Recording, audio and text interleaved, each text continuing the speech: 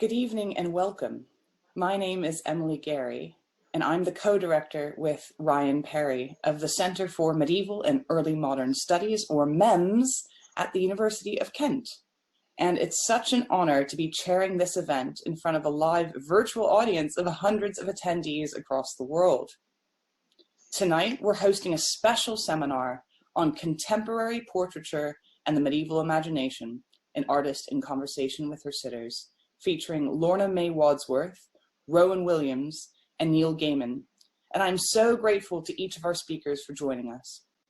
Before we begin, Good evening and welcome again. So, it's the 3rd of January 2021 when I'm recording this video, and the subject of it, I suppose we might say, is iconography of Rowan Williams. I took part in a webinar at the end of October 2020, and it's taken this long for me to get round to making a video about it. But there was one small piece of information in it that I found very interesting in relation to a video that I'd made earlier. So I've re-edited that video to add a little bit more information, and then this new information from the webinar. So Lorna Wadsworth is an artist, and she painted the official portrait of Rowan Williams as Master of Magdalen College, Cambridge, and she talked in this webinar as to how the book that he was holding in the portrait came to be chosen, and I found it very interesting, the interaction between the artist and the subject of the portrait, Rowan Williams in this instance, in relation to this video that I'd mentioned that I made earlier.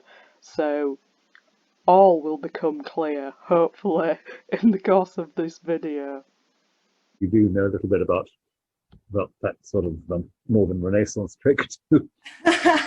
Well, a lot of what goes on to make a portrait is actually quite prosaic and practical, in that I wanted you to be doing something with your hands. But it was very funny, the journey that we took to reach the title that you were holding. Because when I first, do you remember when I first asked you to hold a book, because you love books so much, you just grabbed one at random, and then I didn't like the way that the typography design interacted with your fingers. So at the sittings, I said that you needed to take another book, and so you were like, okay, fine. So you just picked up the nearest one, and I was like, you sure you don't want to, kind of think about it, kind of have a kind of look? And you went, no, it's kind of just too big a task. So that was how we ended up sitting for several hours, you very kind of patiently holding this book that in huge Gothic script at the top read Lost Christianity.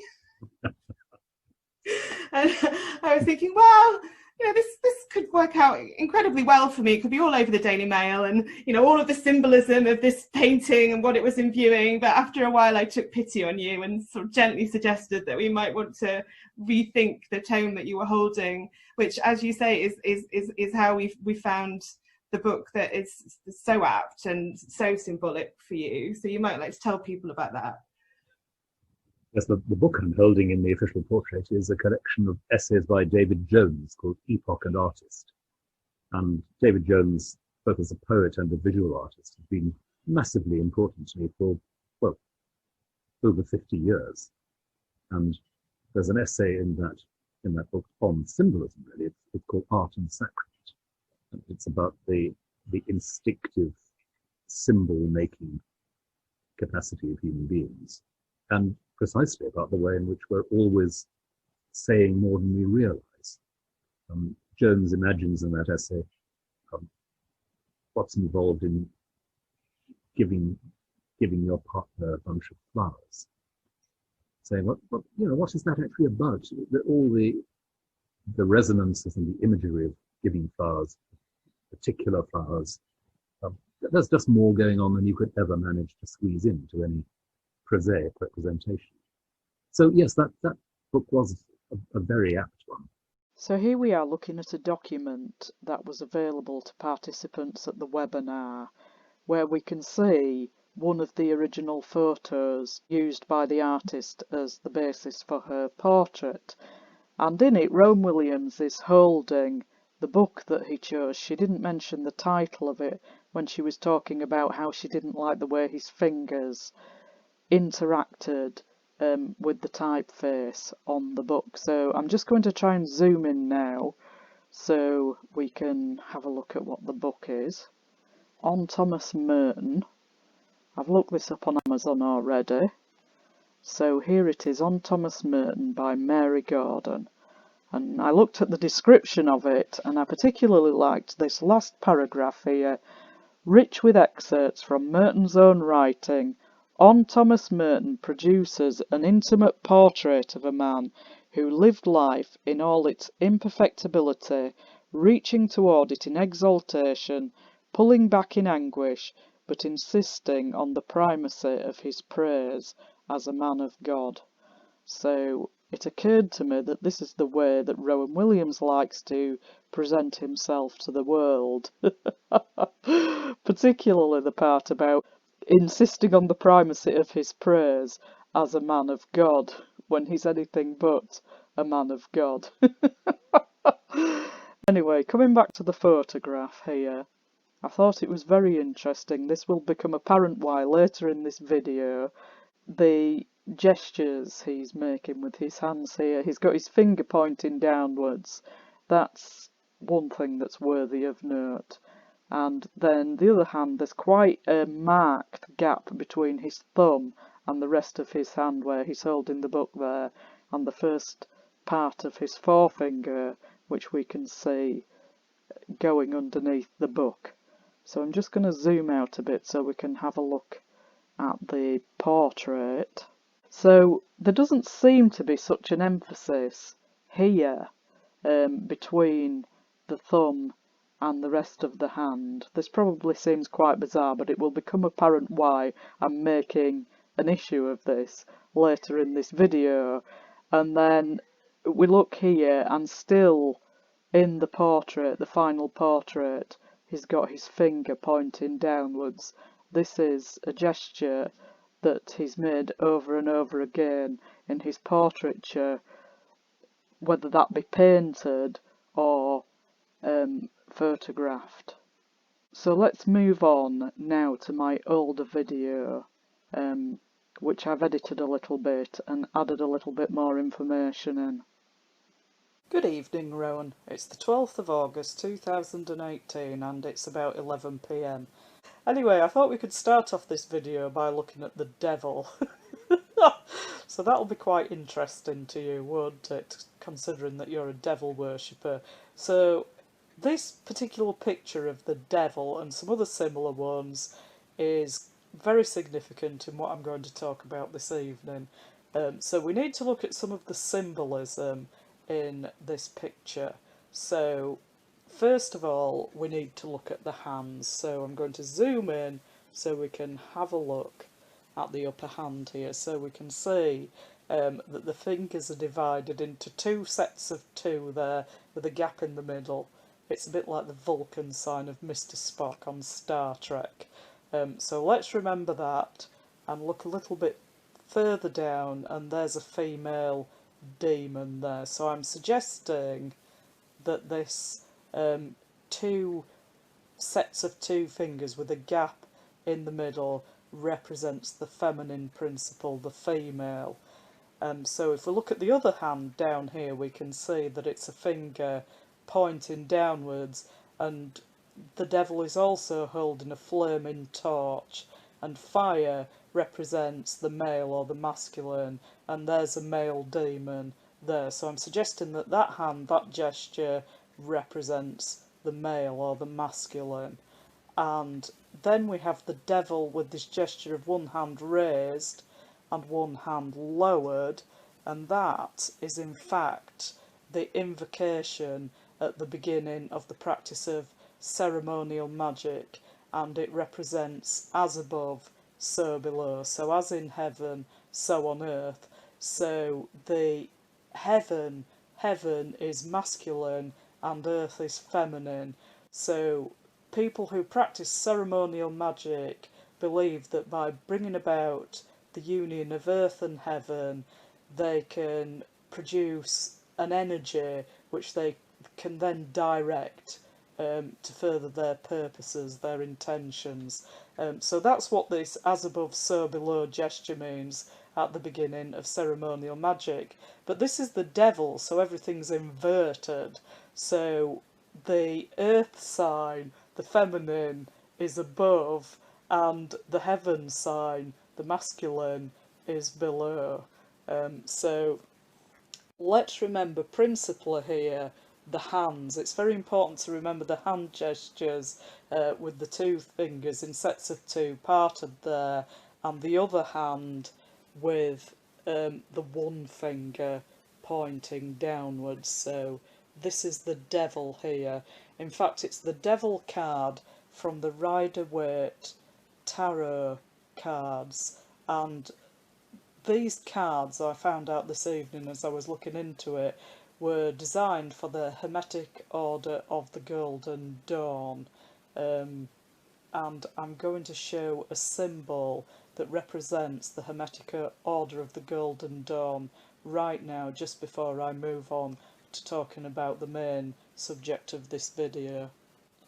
So here's the symbol of the Hermetic Order of the Golden Dawn here, and as we can see, it's a cross and a pyramid. So I just found... So here's the symbol of the Hermetic Order of the Golden Dawn. So here's a symbol representing the Hermetic Order of the Golden Dawn, and as we can see, it's a cross and a pyramid. I found that quite interesting. You can see there's lightning coming out of the cross at the top. That represents Satan, because Jesus said that when he saw Satan falling from heaven, it was like a flash of lightning. So when you see lightning in these contexts, it represents Satan or Lucifer. So the sunrise in there, that's the golden dawn. That represents the New World Order. The number 13, because there are 12 months in the year, so the number 13 is the first month of the new year. So the thing with Luciferianism, they're always promoting getting rid of what's gone before, which is the reason why we're all still alive now, we're even here. That's not to say that everything was perfect, but they're always going on the New World Order, the New Dawn, a new beginning, this kind of thing. So this is the significance of it. It's the light of Lucifer and the getting rid of the old ways of doing things and the bringing in of the new. So I just found it quite interesting, this symbol of the cross and the pyramid there. That seems very relevant to you, Rowan Williams. So here's the subject of my video this evening. It's this portrait of you. I am giving details about the portrait later on, when it was painted, by whom and where it's located. But let's have a look at the symbolism in it to start with. So the first thing that's very interesting, having just been looking at a picture of the devil, is the position of your hands. So let's have a look at those. So we can see one slightly set back from the other. You've got the index finger pointing down on one of them, and then you've got your fingers on the other hand arranged almost into two sets of two with a gap in the middle. So you appear to have your hands in the same position as the devil. So that's quite interesting, isn't it? I wasn't joking when I said you were a devil worshipper, you know. So let's just have a look at this overall portrait, having noted that. So it's very interesting. You're sitting in the corner of a room there. You don't even look human in it. You look more like a mannequin or a statue or a puppet. And what adds to this impression is this white drape behind you. It looks like it was previously covering you up, and it's just been thrown back with its diagonal arrangement there. So what's the purpose of that drape hanging there like that? It looks like it was previously covering you, and it's quite interesting because symbols used to denote mind control, mannequins, puppets, and also masks. And you do talk about wearing masks on 9/11, which quite obviously was a false story, but the masks may represent the different alter egos of a mind control slave, because I do believe that you're mind controlled. You're constantly reciting a script.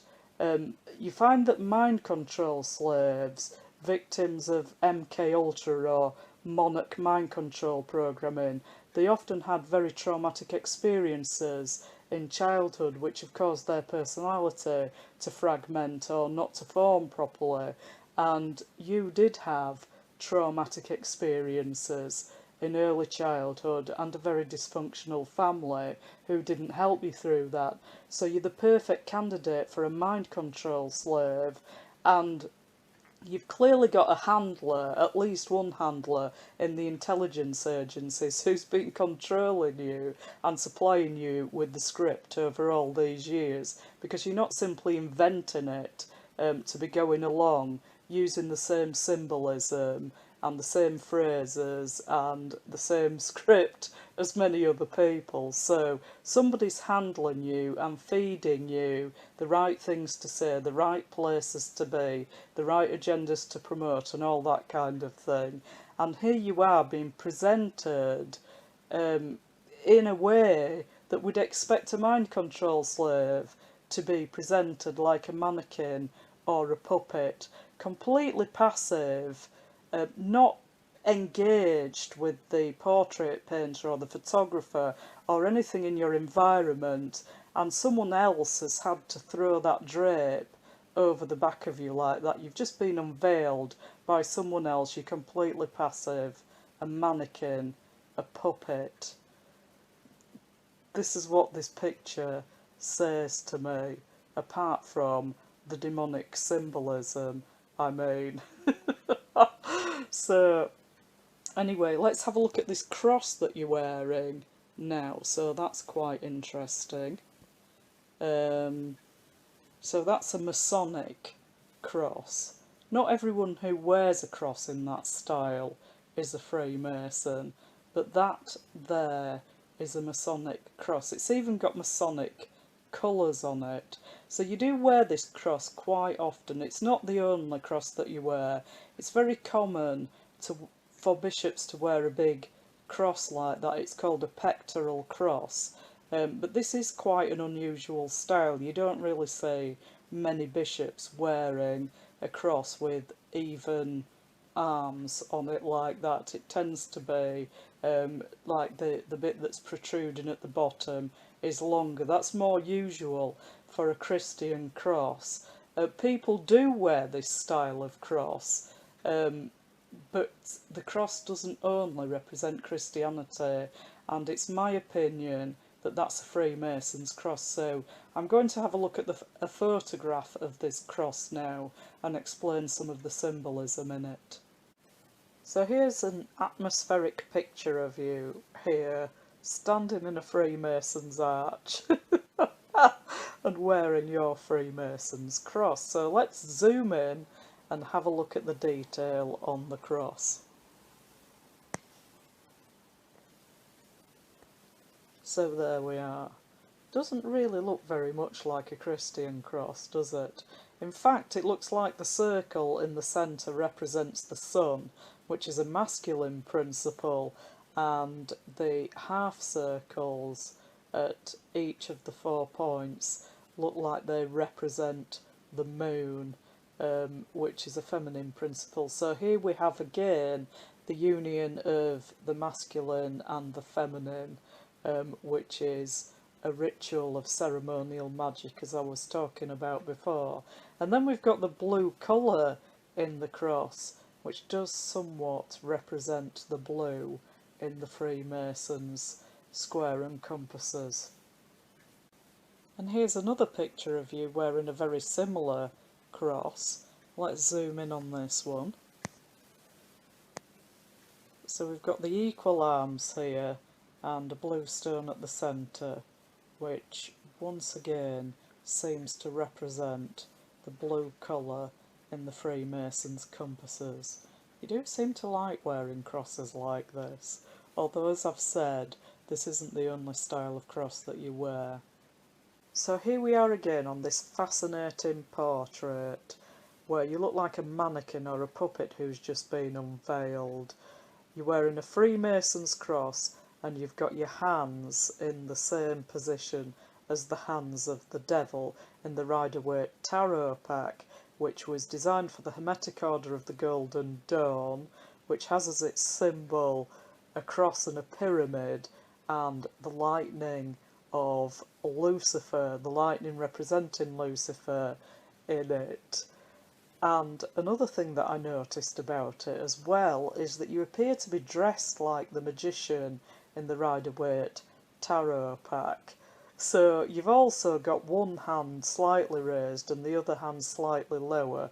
I don't suppose you could get away with making the whole gesture of ceremonial magic like the devil and the magician, but you seem to be doing your best there. So it's all quite bizarre. But all of this video has been leading up to something that I noticed this week when I was looking at video footage of the beginning of the construction of the Twin Towers of the World Trade Center and the gestures made by the Rockefeller brothers, Nelson and David Rockefeller. So I'm just going to show some video footage of that right now, and then I'm going to make a comment about it later on. Lower Manhattan was deteriorating, and a radical plan for its revitalization was championed by David Rockefeller and his brother Nelson, then governor of New York. With Mayor John Lindsay on board, they set out to build a trade center, the likes of which the world had never seen, and on a shocking scale. 2 110-story towers. So here's the relevant bit of the video in slow motion. So what I'm asking is, what are the Rockefeller brothers doing with their fingers here as they put them on top of models of the Twin Towers? I found that very interesting, particularly in view of the fact that I'd already made a video about 9/11 being a Luciferian ritual intended to bring about the union of earth and heaven. So this is editing me, speaking again on the 3rd of January 2021, and I just wanted to point out another couple of things in this photograph that I didn't mention before. This photo is by Linda Nyland, I think that's how you pronounce it. She's a Guardian photographer. So the first thing is this pyramid in the background here. And the second thing is the heads that are carved into the wood in the foreground. So when you see things like that in music videos, for example, different heads, mannequin heads, masks, broken dolls, dummies, that kind of thing, that represents the different alter egos or the fragmented personality of mind control slaves.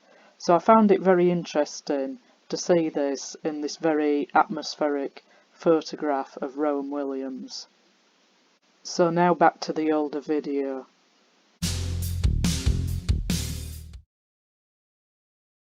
So here's an especially creepy example of foreshadowing and/or revelation of the method. I bought this magazine back in 2012 off of eBay because it's David Rockefeller, the man who more than anyone made sure that the Twin Towers got built so that he could destroy them with people inside. And it's shortly after construction began, so I thought there might be some interesting, sneaky revelation of the method style language in the article. Then I noticed that he has the hands of his quite visible watch set at 9 and 11. I always felt like there must be more to this cover, but it took me 3 years to figure it out. As you can see, he's sitting in the window of his office in 1967, 8 months after the groundbreaking for the building of the World Trade Center, with the hands of his watch set at 9/11, like I said. 9/11 on clocks was one of their favorite ways to foreshadow the upcoming date of their mass murder. They did this in many movies, television shows, and even commercials in the lead up to 9/11. Either the hands are pointing almost exactly at 9 and 11, or it's 11 minutes after 9.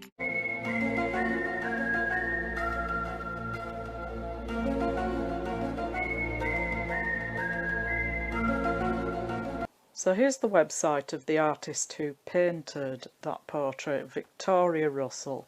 So let's have a look down and find out some information about the portrait. So here we are, Selected Portrait Commissions, 2008, the Archbishop of Canterbury, Rowan Williams. And this portrait was commissioned to hang in Lambeth Palace, which is the official London residence of the Archbishop of Canterbury. So here we are on a website that sells prints of original artworks. So we're looking at the same portrait again, Rowan Williams, Archbishop of Canterbury, painted by Victoria Russell, and we can see that the location of the original portrait is Lambeth Palace. So here it is. So this was commissioned as the official portrait to be hanging up there in Lambeth Palace with all the other portraits of Archbishops of Canterbury. This is the official record in Lambeth Palace in portrait form of your time as 104th Archbishop of Canterbury. So here are some more paintings by Victoria Russell. Let's see if anyone else is doing anything quite as strange as you with their hands. Let's have a look.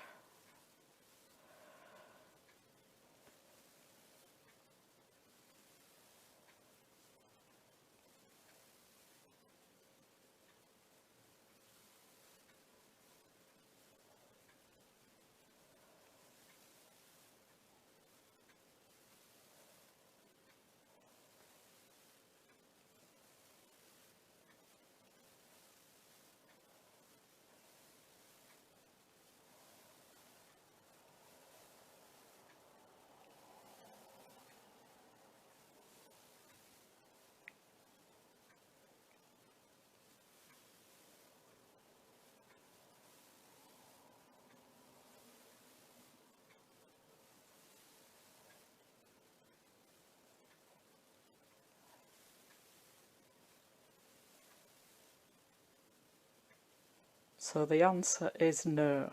Although to be fair, the hands aren't showing on every portrait. There is a picture of you with just your head showing there in your portrait and your hands aren't showing. So it's possible that there may be some weird hand gestures in the other portraits, but it's not showing that part of the portrait. But on the surface, it appears like you're the only one making weird hand gestures. So that's the end of my video for today. I just thought we would end on this other portrait of you, which also has you with one of your fingers pointing down. Although it's not quite as bizarre as the last one.